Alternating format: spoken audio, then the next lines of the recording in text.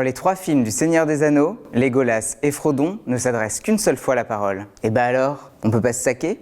Savoir inutile numéro 53. Et mon arc! Voilà en quoi consiste le seul dialogue, si on peut parler de dialogue, entre Frodon et Legolas. Pas bavard. Nous sommes dans le premier opus, la communauté de l'anneau, et Frodon organise une petite réu. Tout le monde est chaud, Gandalf, Aragorn, Gimli avec sa hache, Boromir, Sam, etc. et Legolas avec son arc. Donc, écoutez, attention, ça va très vite. And you have my bow.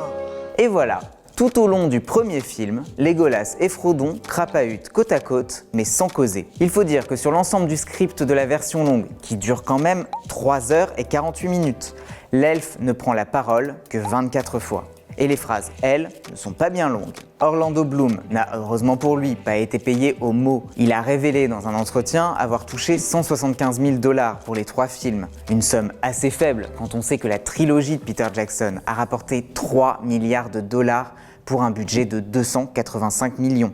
Mais qu'est-ce que c'est 285 millions pour 3 films quand l'adaptation en série par Amazon Prime doit coûter 465 millions de dollars pour la saison 1 seulement, soit 40 millions par épisode? Ça en fait la série la plus chère jamais produite. Quant à Frodon, avant d'être incarné par Elijah Wood, il a failli être joué par Paul McCartney. Et oui, les Beatles ont voulu produire l'adaptation du livre de Tolkien dans les années 60.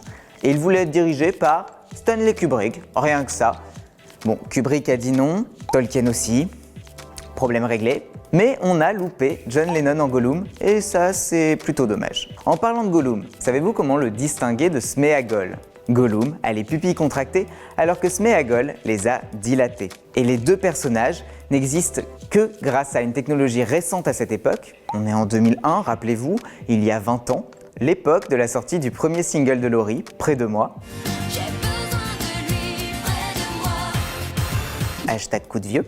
La technologie en question est la motion capture. En quoi ça consiste? Je vais volontairement énormément simplifier. Un acteur est couvert de ce qu'on appelle des marqueurs, des repères qui servent à un logiciel pour interpréter les mouvements du comédien dans l'espace et appliquer l'apparence du personnage sur ces mouvements. Quand Andy Serkis, qui interprète Gollum, sourit, les marqueurs de son visage se déplacent et lors du rendu, le visage de Gollum sourit également.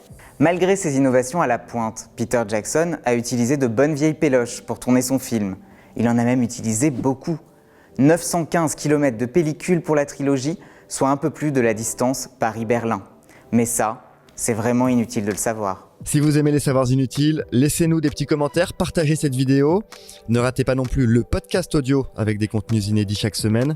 Il suffit de vous rendre sur votre plateforme préférée pour vous abonner. Les savoirs inutiles néons sur Deezer, Spotify, Apple Podcasts, Castbox et tous les autres. Les savoirs inutiles, c'est aussi une appli iOS et Android.